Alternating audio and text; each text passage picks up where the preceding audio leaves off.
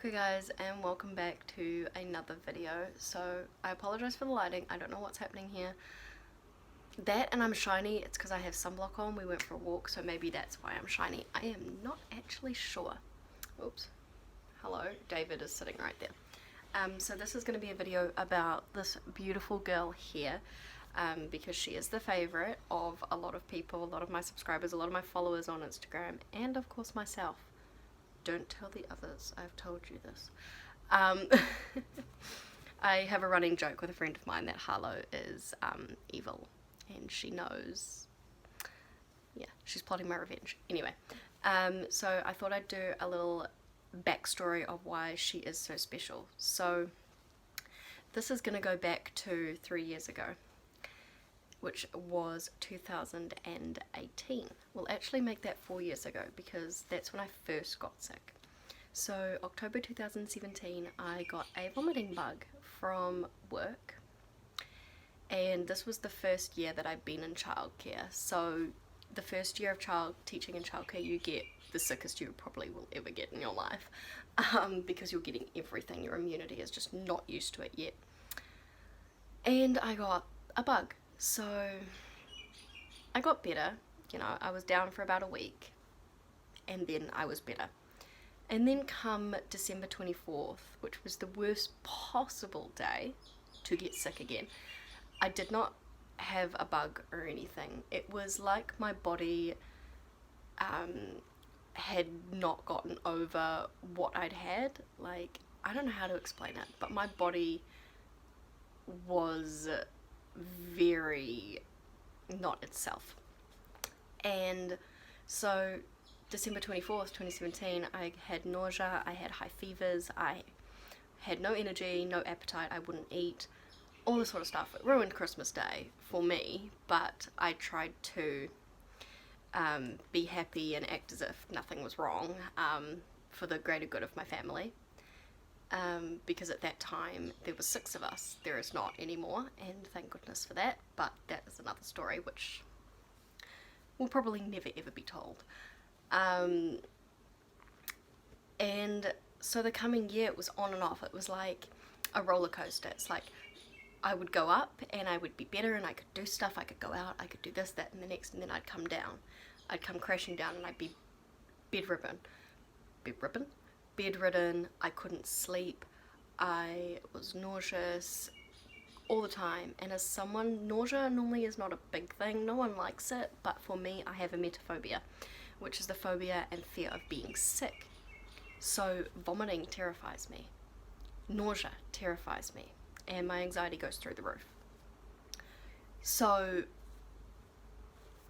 yeah, so the entire year of 2018 was going to doctors, having blood test after blood test after blood test, having ultrasounds on my stomach, my kidneys, a chest x-ray of my lungs, you know, every test you could think of, iron tests, tests for lupus, cancers, anything that can go wrong with the human body pretty much. I was being tested for because I was so sick. And I was a healthy child and a healthy teenager. I hardly ever got sick. The only thing I would really get was a throat infection, and that was it. So when we all realised, hey, this is going on for far too long, there's something seriously wrong here, because this lasted, it started October 2017 and didn't finish. I didn't get, you know, better enough to actually, you know, go back to work and stuff until November of 2018. So it was almost over an entire year that I was unwell, with no one knowing what the heck was going on, including me. And it was a terrifying prospect because I love sleep, like, let's face it, who doesn't?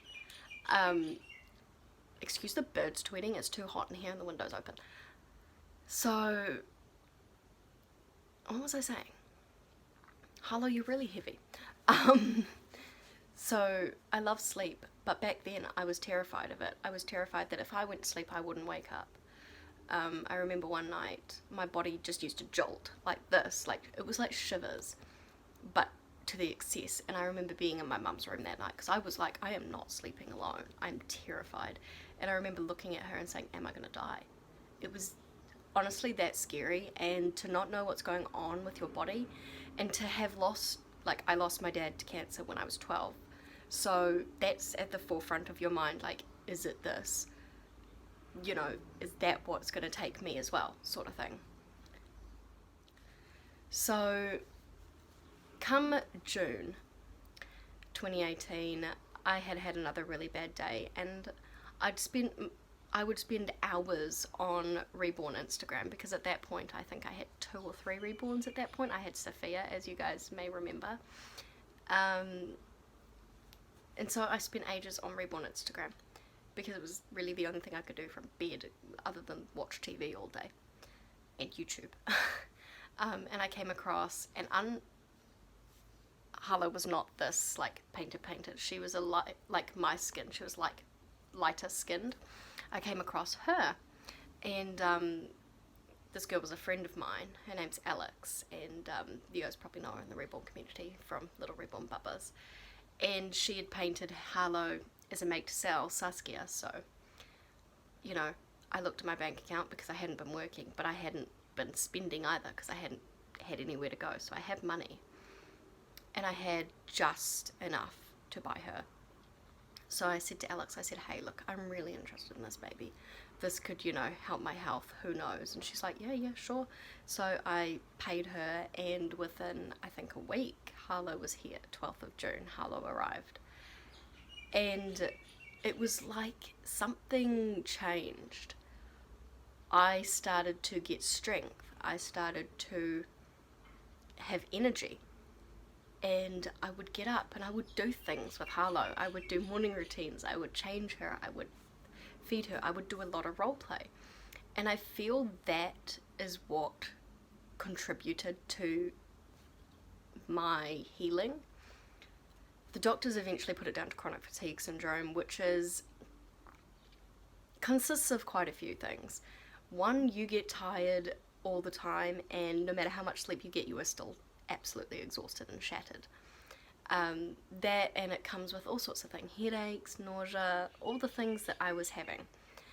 So, and it can be triggered by traumatic events. It can be triggered by sickness, like a vomiting bug, which is what I had. So yeah, so that is the diagnosis, and that is why Harlow is so special, because she essentially, I don't know, didn't used to believe in this sort of stuff, because I know she's a doll. I know she's an inanimate object. She doesn't breathe. She doesn't have a heartbeat. She doesn't have a brain. I'm sorry, just kidding. But she saved me, and I'm one who didn't believe in miracles because I lost my father and I stopped believing in my religion for quite some time after that. So I now believe again, and I feel that these reborns, they really do change people's lives, and they are really, really good at helping those who are sick, mental illness, infant loss, all these many things. It's honestly crazy. And recently I have been feeling ashamed to be a doll collector due to the Cleo Smith case being portrayed in the media. I'm so glad they found her. I was terrified because I've been following the Madeleine McCann case since I was 10 years old. So I'm so glad they found her, but the man that took her wasn't a doll collector, and the media, specifically the news in New Zealand, has made it look like doll collectors as a whole are crazy, mentally unstable, and I have felt really ashamed to have these dolls, so I haven't been making as many videos lately.